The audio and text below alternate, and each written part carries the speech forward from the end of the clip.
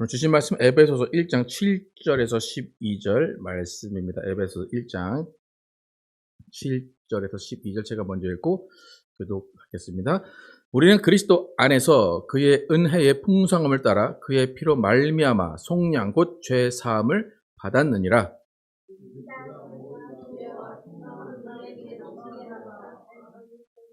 그 뜻의 비밀을 우리에게 알리신 것이요 그의 기뻐하심을 따라 그리스도 안에서 때가 찬 경륜을 위하여 예정하신 것이니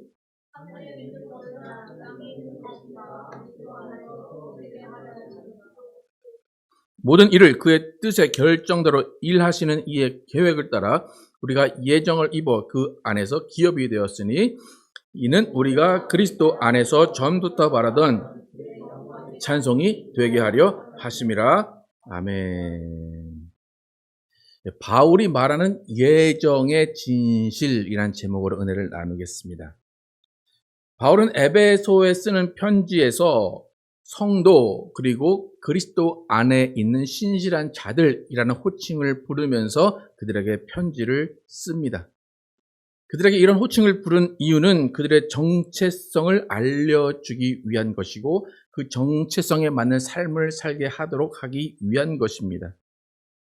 이 편지는 단순히 안부를 묻는 편지가 아니라 여러분은 이제 거룩한 사람입니다. 여러분은 이제 예수님 안에 있는 믿음의 사람입니다를 알려주는 편지입니다. 여러분, 우리가 대중적으로 출판되어 있는 책을 읽는 것과 개인에게 보낸 편지를 읽는 것은 전혀 다른 일입니다. 책은 불특정 다수에게 정보를 주거나 아니면 감동을 위한 도구로 사용이 됩니다. 근데 편지는 그냥 단순한 정보를 주고 단순한 감동을 주는 것이 아니라 그 두 사람, 편지를 주고받는 사람 간의 상황이 있고 이야기가 있고 그 안에 뜻이 담겨 있습니다. 지금 우리는 에베소에 보낸 편지를 읽고 있습니다. 그 무슨 의미입니까? 바울이 에베소의 상황을 알고 있는 상태에서 이 편지를 쓴다는 것입니다. 또 바울이 에베소 교회 안에 있는 성도, 에베소에 있는 신실한 자들에게만 알려주고 싶은 일이 있었기 때문에 이 편지를 쓰는 것입니다. 우리가 에베소서를 읽을 때 이 편지에 어떤 상황이 있었는지 또 그 상황 때문에 어떤 목적을 가지고 썼는지를 반드시 알고 이 편지를 읽어야 됩니다. 지금 에베소서가 신학적으로 가장 중요한 책 중에 하나인데 그 이유는 예정이라는 단어가 들어있기 때문입니다. 특히 1장에 예정이라는 단어들이 있는데 예정, 태초, 선택이라는 단어가 반복적으로 나오기 때문에 이 장을 토대로 해서 예정론이라는 신학적 용어가 나오게 됩니다. 우리가 일반적으로 잘 아는 예정론은 칼빈의 예정론입니다. 칼빈의 예정론을 간단하게 정말 간단하게 설명을 해드리면 이중 예정론이라는 것이 칼빈의 예정론입니다. 그러니까 무슨 말이냐면 예정이 되어 있는데 이중으로 예정이 되어 있다는 거예요. 무슨 말이냐면 구원을 받을 사람과 구원을 받지 못하는 사람이 창세전부터 하나님께서 선택하셨다는 것이 칼빈의 예정론입니다.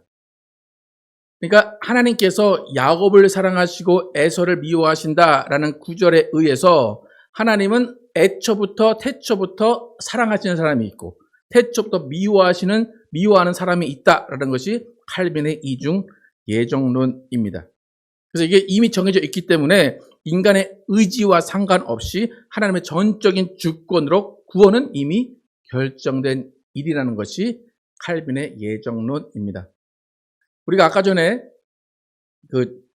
제2차 런던 신앙 고백을 읽었죠. 그래서 3번에 어떤 이야기가 나왔습니까? 아이는 어떻게 된다고 합니까? 주어를 잠깐 보시면 아이는 어떻게 된다고요? 아이는 자신의 의지로 아무것도 할 수 없는 존재죠. 그러니까 아이는 하나님의 주권에 의해서 하나님의 은혜 가운데 어떻게든 구원을 받을 것이다.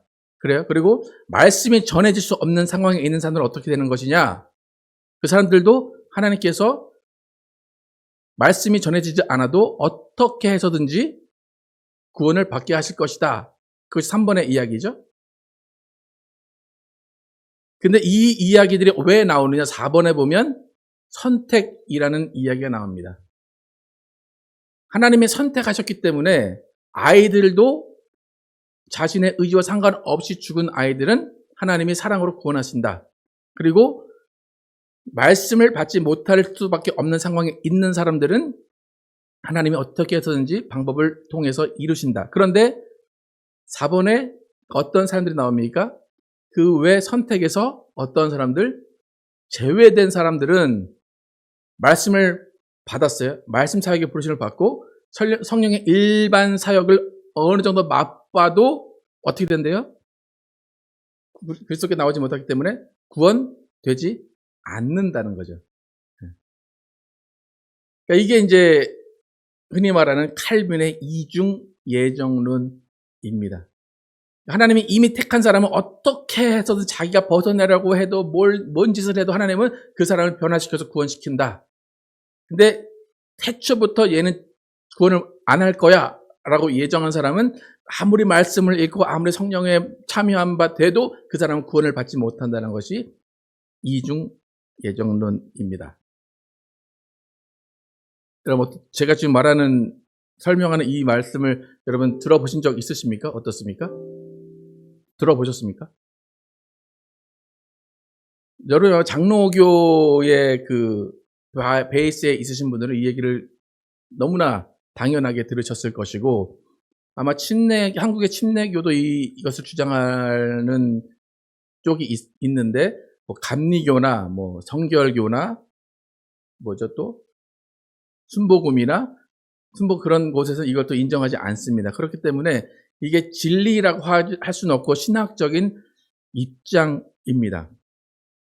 그러니까 신학의 일부분이기 때문에 우리가 이것을 맞다, 틀리다라고 정의는 하기 어렵지만 지금 에베소서 강의를 시작했기 때문에 바울이 왜 굳이 예정이라는 말을 사용해서 이렇게 후대에 많은 논란을 일으키게 하는지, 왜 후대에 예정론이 나올 수밖에 없도록 이 예정이라는 말을 왜 썼는지에 대해서 한번 나눠볼 필요가 있습니다.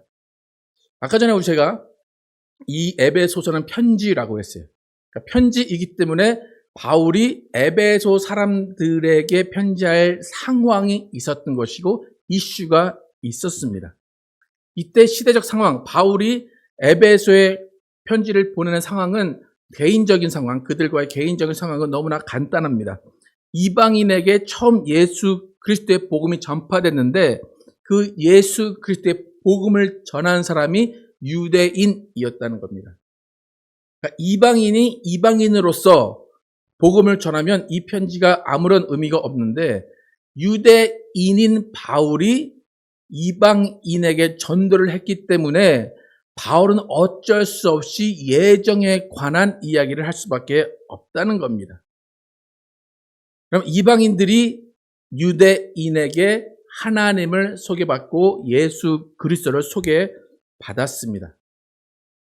그래서 예수 그리스도가 너희를 구원하실 거야. 그래서 하나님이 너희를 사랑하시고 너희를 하나님이 구원하실 거야 라는 것이 유대인인 바울이 이방인인 에베소 교회에 전한 말씀이에요. 그런데 분명히 그 지역에는 유대인들이 함께 있었습니다. 근데 유대인들의 입장에서는 하나님은 오직 이스라엘만의 하나님입니다. 오직 유대인만의 하나님이에요. 그런데 유대인인 바울이 이방인에게 야, 하나님도 너희를 사랑하시고 너희를 구원하셔 라고 이야기를 하니까 유대인들이 어떻겠습니까? 그 선민 사상을 가진 유대인들은 에베소 교회 그 이방인들에 가서 아니야, 야, 하나님은 우리만 구원하셔. 너희 율법 없잖아. 하나님은 율법으로 구원하시는 거야. 너희 할례 안 받았잖아. 하나님은 할례로만 구원받게 하셔. 라고 그들의 구원 자체를 부정하게 되고 그들이 믿는 하나님은 자신이 믿는 하나님이 아니라고 부정을 하게 됩니다. 그러니까 이스라엘이 계속해서 유대인들, 에베소에 있는 사람들, 나는 구원받았어 라고 하는 사람들에게 가서 너희 구원 못 받았어. 너희 구원 받으려면 율법 지켜야 돼. 너희 구원받으려면 할례해야 돼. 라고 계속해서 강조합니다. 그러니까 무슨 말이냐면 이스라엘은 선택받은 민족이에요. 하나님이 우리를 선택하셨어. 그런데 너희는 하나님이 선택한 적이 없어. 너희는 하나님이 구원하시려고 계획하신 적이 없는 사람들이야. 착각하지 마! 라고 유대인들이 이방인들에게 가서 이야기합니다. 여러분이 유대 바울이었다면 그럼 이방인들에게 어떤 이야기를 해줘야 될 것 같습니까? 에베소 사람들에게. 유대인들이 야 너희는 택함 받지 않고 너희는 선택받지 않았고 너는 구원 없어. 그러면 여러분이 바울이라면 이방인들에게 에베소 사람들에게 어떤 말을 강조해 줘야 됩니까? 유대인이 말하는 반대의 내용을 이야기해야 되죠. 그죠? 너희는 예정받았어. 너희는 구원받았어. 너희는 선택받았어. 라고 이야기를 해줘야 그들이 안심할 수 있고 그들이 하나님을 계속 믿을 수 있는 겁니다. 그러니까 지금 에베소서 1장에서 선택, 예정이라는 말이 계속 나오는 이유가 바로 그 상황 때문입니다. 계속해서 이방인들에게 되는 부담은 뭐냐면 나는 구원받지 못했나 봐. 우린 선택받지 못했나 봐. 우리는 하나님이 구원하시기로 안 하셨나 봐. 라는 계속해서 갈등이 생기는 가운데 바울이 이 편지를 쓰게 된 겁니다. 여러분 바울이 에베소 교회에 이 편지를 쓸 때 어떤 기분이었는지 여러분 좀 상상을 해보시기 바랍니다. 여러분 바울도 유대인이에요. 바울도 자기들만 유대인만 구원받았다고 생각하며 쭉 지냈던 사람이에요.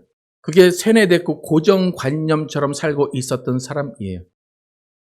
그런데 예수님을 만나고 어느 순간 한 가지 비밀을 알게 됐어요. 근데 그 비밀이 뭐냐면 이방인도 구원받기로 선택되었다는 겁니다. 이방인도 구원받기로 예정이 되었다는 거예요. 그게 바울은 너무나 기뻤던 거예요. 그러니까 만약에 바울이 이방인을 구원하는 도구로 사용돼서 가라 그랬는데 바울의 마음에는 유대인만 선택됐는데 왜 이방인에 가라고 하시지? 근데 일단 가긴 가요. 이방인에 가긴 가는데 하나님이 선택하지 않고 하나님이 예정하지 않으셨는데 얘들한테 아무리 얘기를 해도 하나님이 구원하지 않으실 거 아닌가? 라고 의문이 들었을 거예요. 그런데 어느 순간 하나님께서 깨닫게 하신 것이 이방인들도 태초부터 선택하셨고 이방인들도 태초부터 구원하기로 예정되어 있었다라는 것을 깨닫고 기쁨 가운데 이 편지를 쓰고 있는 겁니다. 그러니까 바울의 예정론을 우리가 볼 때, 바울의 예정이라는 말, 그 말을 볼 때 우리는 아까 전에 제가 설명해드린 칼빈 예정론처럼 어떤 사람은 구원받고 어떤 사람은 구원받지 못하고 이방인 중에도 어떤 사람은 구원받고 어떤 사람은 구원받지 못하고의 개념이 아니라 이 예정을 이야기한 이유는 뭐냐면 유대인만 구원받는다는 그 상황 가운데 그것이 아니라 이방인도 예정되어 있다라는 것을 알려주기 위한 거예요. 그러니까 어떠한 개인, 우리 가운데 이 사람 선택하고 이 사람 버리고의 그 예정이 아니라 유대인도 예정하셨고 이방인도 예정하셨다는 것이 이 바울의 예정이라는 단어에 속한 의미입니다. 그럼 바울이 말한 하나님의 예정은 두 가지 특징으로 압축이 됩니다. 하나는 뭐냐면 하나님의 예정은 예수 그리스도가 이 땅에 오셔서 피 흘릴 것이다. 그것이 예정되어 있었다라는 거예요. 오늘 본문 7절부터 10절까지 한번 읽어보겠습니다. 시작. 우리는 그리스도 안에서 그의 은혜의 풍성함을 따라 그의 피로 말미암아 속량 곧 죄사함을 받았느니라. 이는 그가 모든 지혜와 총명을 우리에게 넘치게 하사 그 뜻의 비밀을 우리에게 알리신 것이요 그의 기뻐하심을 따라 그리스도 안에서 때에 찬 경륜을 위하여 예정하신 것이니 하늘에 있는 것이나 땅에 있는 것이 다 그리스도 안에서 통일되게 하려 하심이라. 바울의 예정의 큰 축의 하나는 뭐냐면 뭐가 예정되어 있다는 겁니까? 예수 그리스도가 이 땅에 오셔서 피 흘리실 것이다. 예정된 거예요. 그런데 그 예수 그리스도는 누구를 위해 피를 흘리셨습니까? 온 인류를 위해. 그리고 온 인류를 위해 피 흘리신 분, 그분을 받아들인 사람들은 유대인입니까? 이방인입니까? 이방인만 받아들인 거예요. 그러니까 예수 그리스도의 피 흘리심은 예정되어 있다라는 것이 바울의 예정의 큰 축입니다. 그리고 그 피는 이방인들이 받아들일 거라는 거예요. 두 번째 예정은 뭐냐면 그 죄사함 받은, 그 피로 죄사함 받은 자들이 예수 그리스도 안에서 영광의 찬송이 될 것이라는 예정이에요. 11절, 12절 시작. 모든 일을 그의 뜻에 결정하신 대로 일하시는 이의 계획을 따라 우리가 예정을 입어 그 안에서 기업이 되었으니 이는 우리가 그리스도 안에서 전부터 바라던 그의 영광의 찬송이 되게 하려 하심이라. 하나님의 계획, 하나님의 영광, 하나님의 예정은 뭐였냐면 그 죄로, 그 피로 죄사함 받은 사람들이 뭐가 되게 하시는 거예요? 영광의 찬송이 되게 하려 하시는 거예요. 그러니까 바울이 지금 이 1장에서 말하는 예정의 큰 축은 두 개예요. 첫 번째는 예수가 간단하게 첫 번째는 예수가 오신다는 예정이에요. 예수님이 갑자기 즉흥적으로 기분에 따라 오신 게 아니라 예수님은 창세 전부터 오시기로 되었다는 예정이 되어 있다는 거예요. 근데 왜 오세요? 피 흘리시기 위해서. 피 흘리시는 이유는 죄 사함을 주시기 위해서. 근데 그 죄 사함을 주시기 위해서 예정이 되어서 이 땅에 오셨는데 또 한 가지가 예정이 되었는데 그것은 인간의 측면에서 예정이 되었는데 그 예정은 뭐냐면 그 예수 피로 죄 사함 받은 자들은 영광의 찬송이 될 것이다 라는 예정이에요. 그러니까 여러분이 바울의 예정이라고 생각하면 두 가지만 생각하시면 돼요. 예수님이 오신다. 예수님이 오셔 죄사함 받은 자들은 영광의 찬송이 된다. 거기까지만 생각하시면 됩니다. 조금 전에 그 칼빈의 예정에는 분명히 이 두 가지가 들어있어요. 근데 뭐가 추가됐는지 아십니까? 버림받는 자들과 제함 있는 자들, 제외가 있는 자들이 포함된 거예요. 그런데 성경을 아무리 봐도 바울은 버림받은 자들, 제외된 자들에서 이야기를 한 적이 없어요. 그러니까 만약에 칼빈의 예정론에 의해서 바울의 예정을 이해하면 어떻게 됩니까? 예수님이 이 땅에 죄사함을 주시기에 피 흘리러 오셨다. 근데 그 피는 어떤 사람에게는 적용이 되지만 어떤 사람에게는 적용이 되지 않아. 라는 것이 칼빈의 예정론처럼 해석을 하는 겁니다. 근데 바울은 그렇지 않아요. 바울은 제외되고 버림받는 사람에 대해서는 전혀 이야기하지 않고 딱 두 가지 예정, 예수님이 오신다. 오시면 영광의 찬송을 한 사람들이 생긴다라는 것입니다. 여러분 바울이 사도행전 28장 28절에서 한 말을 다시 한번 우리가 읽어보겠습니다. 그런즉 하나님의 이 구원이 이방인에게로 보내어지어진 줄 알라. 그들은 그것을 들으리라 하더라. 다시 한번 그런즉 하나님의 이 구원이 이방인에게로 보내어진 줄 알라. 그들은 그것을 들으리라 하더라. 이게 마지막 바울의 이야기입니다. 바울이 계속해서 유대인들에게 전도하려고 하고 유대인들에게 예수를 전해주려고 했어요. 근데 끝에서 바울이 내린 결론은 얘들은 못 듣는다는 거예요. 근데 누군 들으리라? 이방인은 들으리라예요. 그러니까 구원이 원래는 누구에게만 있었어요? 유대인에게만 있어요. 근데 누구에게 보내졌다고요? 이방인에게 보내졌다. 이 말의 의미는 뭐냐면 유대인에게는 이미 구원이 임했습니다. 그리고 그들은 선택 안에 있고 그들은 구원받게 예정이 되어 있었어요. 근데 바울도 이방인에게 가긴 갔지만 이방인에게도 그 구원과 그 피 흘림의 죄 사함이 예정이 되어 있었다는 것을 몰랐어요. 그동안 평생 살면서. 근데 이제는 사도행전 끝에 가서야 이제는 구원이 이방인에게 보내어진 줄 알라. 또 그것을 들을 것이다. 라는 그 말씀을 입으로 고백을 합니다. 근데 잘 보시면 이 말은 뭐냐면 구원이 이방인에게 보내졌다. 그러니까 그렇게 되면 유대인에게 있었던 구원은 어떻게 될 것 같습니까? 취소가 되고 제외가 되고 버림이 될 것 같습니까? 어떻습니까? 그대로 있죠. 네. 근데 그대로 있는 상태에서 이방인에게 구원이 갔으면 구원이 이쪽에도 생기고 이쪽에도 생기는 거예요.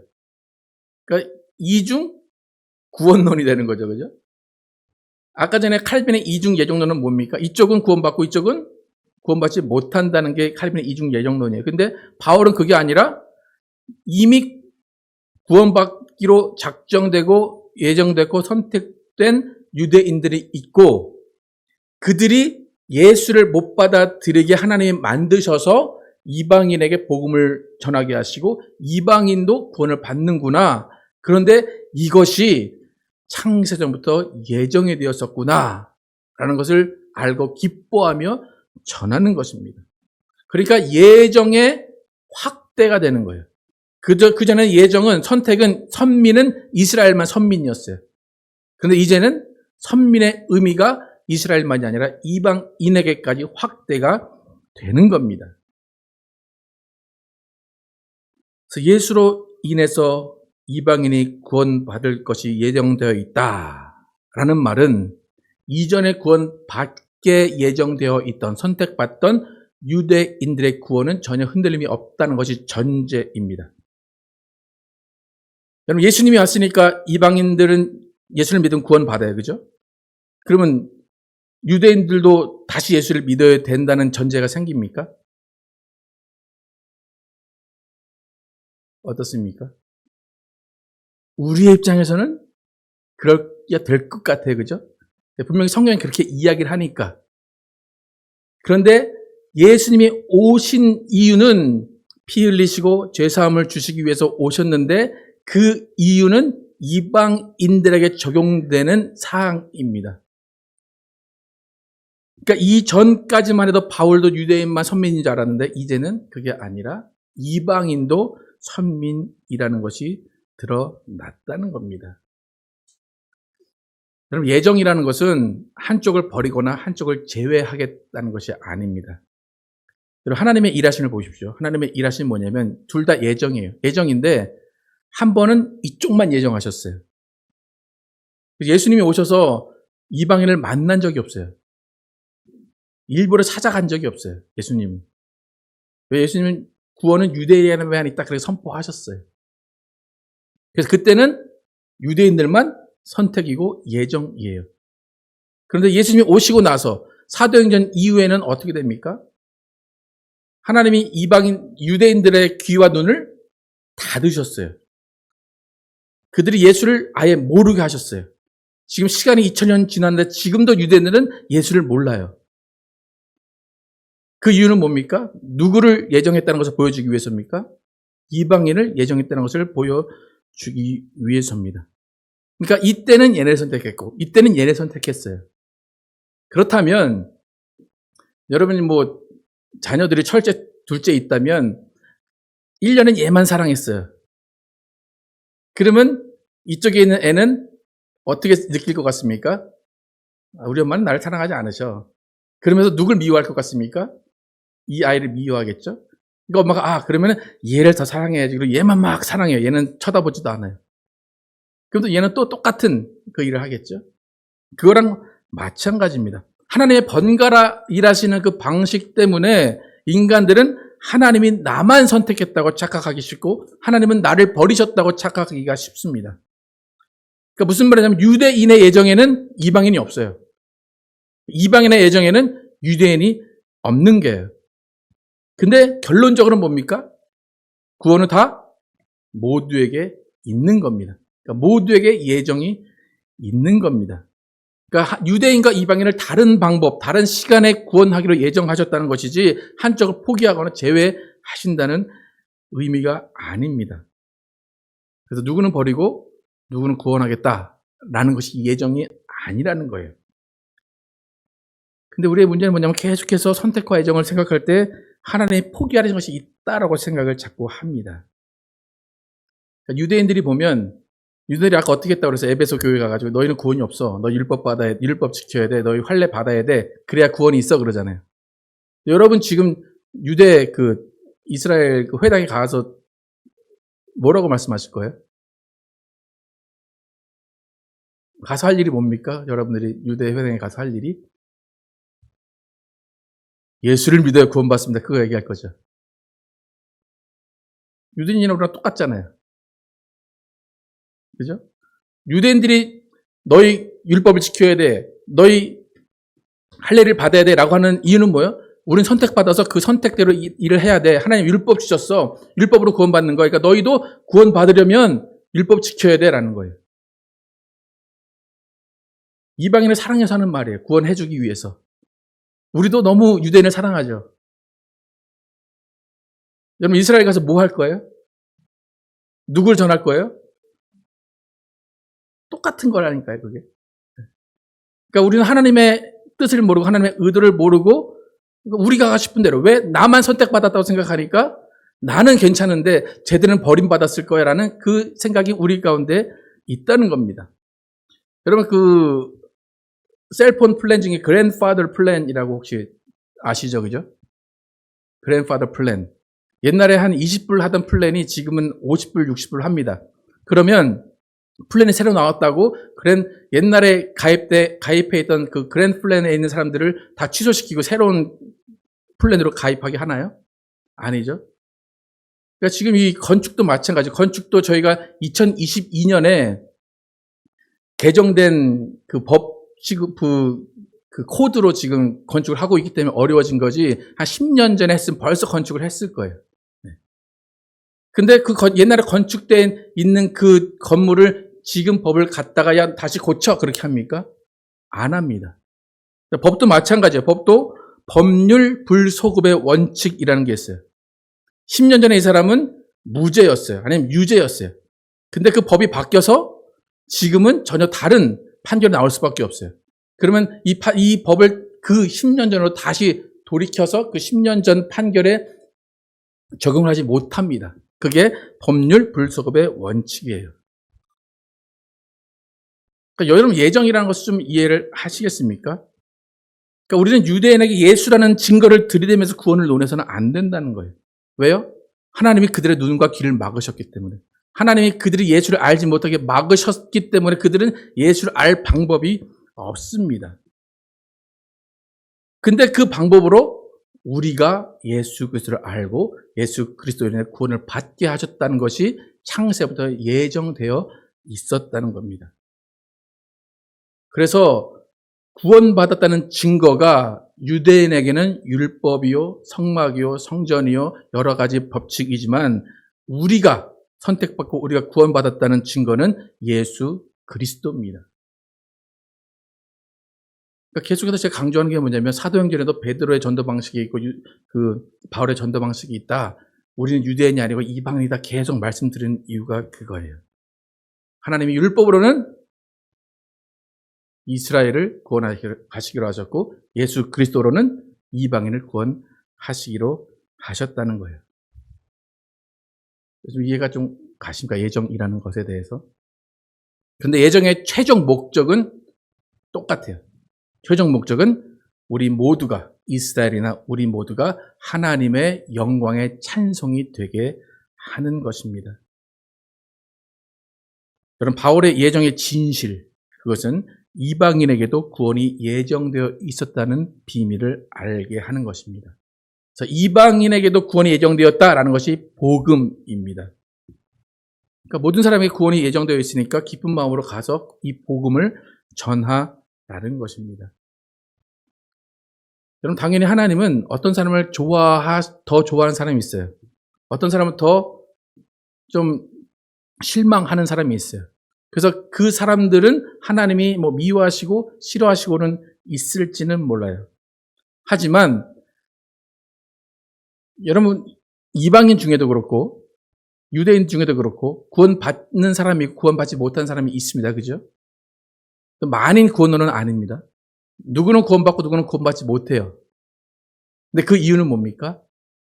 내가 불순종했기 때문이에요. 예정되었기 때문이 아니라 불순종했기 때문에 어떤 사람은 구원받고 어떤 사람은 구원받지 못한다는 겁니다. 그래서 제가 오늘 강조하는 것은 그거예요. 어떤 사람은 제외됐다, 어떤 사람은 버렸다라는 것은 성경적 근거가 없다는 겁니다. 그러니까 자꾸 나는 선택받았으니까 저 사람은 구원받지 못했을 거야라는 생각을 전혀 하실 필요가 없습니다. 그러니까 유대인들이 이런 마음을 많이 갖고 있었기 때문에 예수님이 한번 그들에게 쓴소리를 하십니다. 마태복음 3장 9절 함께 읽어보겠습니다. 시작. 속으로 아브라함이 우리 조상이라 생각하지 말라. 내가 너에게 이르노니 하나님이 능히 이 돌들로도 아브라함의 자손이 되게 하시리라.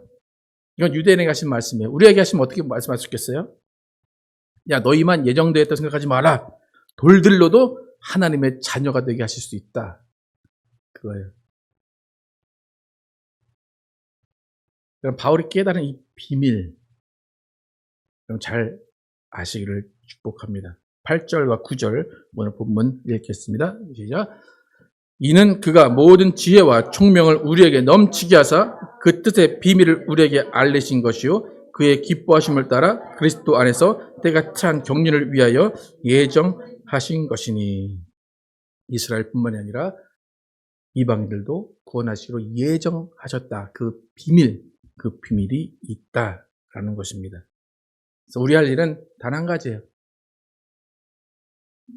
이 사람 예정, 저 사람 예정이 아니라 나는 하나님을 믿고 예수의 피로 죄사함 받았으니 영광의 찬송을 드려야겠다라는 것입니다. 그리고 내가 영광의 찬송이 된 것처럼 아직 하나님께 영광의 찬송을 드리지 않는 사람들, 불순종에 있는 사람들을 순종의 자리로 초대해야겠다라는 것입니다. 여러분, 예정대로 오신 예수 그리스도가 십자가에서 피 흘리심으로 이미 모든 사람들의 죄가 사해졌고 그 피를 믿는 자는 영광의 찬송을 하도록 예정이 되어 있습니다. 여러분, 우리 삶 가운데 하나님을 찬양하는 영광의 찬송이 흘러나오고 있습니까? 여러분, 하나님을 찬양하고 계십니까? 여러분의 삶이 하나님께 영광이 되고 있습니까? 하나님은 한 사람이라도 더 영광의 찬송이 되게 하고 싶으신 분입니다. 누가복음 19장 37에 40절 함께 읽겠습니다. 시작. 이미 감람산 내리막길에 가까이 오심에 제자의 온 무리가 자기들이 본 바 모든 능한 일로 인하여 기뻐하며 큰 소리로 하나님을 찬양하여 이르되 찬송하리로다. 주의 이름으로 오시는 왕이여 하늘에는 평화여 가장 높은 곳에는 영광이로다 하니 무리 중 어떤 바리새인들이 말하되 선생이여 당신의 제자들을 책망하소서 하거늘 대답하여 이르시되 내가 너에게 말하노니 만일 이 사람들이 침묵하면 돌들이 소리 지르리라 하시리라. 예수님은 돌을 좀 좋아하시는 것 같아요.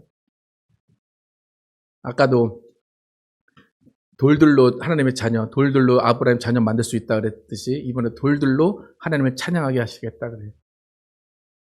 다 똑같은 이야기예요. 너희만 선택받았다 생각하지 말고 너희만 잘났다고 생각하지 말고 하나님을 찬양하는 그 일에 힘써라 라는 거예요. 너희가 찬양 안 하면 돌들로도 찬양할 것이다. 그러니까 하나님은 찬양 받기를 원하신다는 거예요. 그러니까 이렇게 찬양 받기를 원하시는 분이 어떤 사람은 제외하고 넌 찬양하지 마. 넌 찬양하지 마. 그렇게 하실까요, 여러분? 어떻게 여러분 결정을 한번 하시기 바랍니다. 여러분, 바울이 말한 예정의 진실, 예수님의 피 흘리심의 예정입니다. 그 은혜 입은 자들이 찬양할 것이라는 예정입니다. 우리 모두는 예수님 만나는 그날까지 영광의 찬송을 돌리면서 감사하고 순종하는 삶을 사는 여러분과 저가 되기를 예수의 이름으로 축복합니다. 함께 찬양하실 때 정말 하나님의 구원이 어디에 있는지 찬양하겠습니다.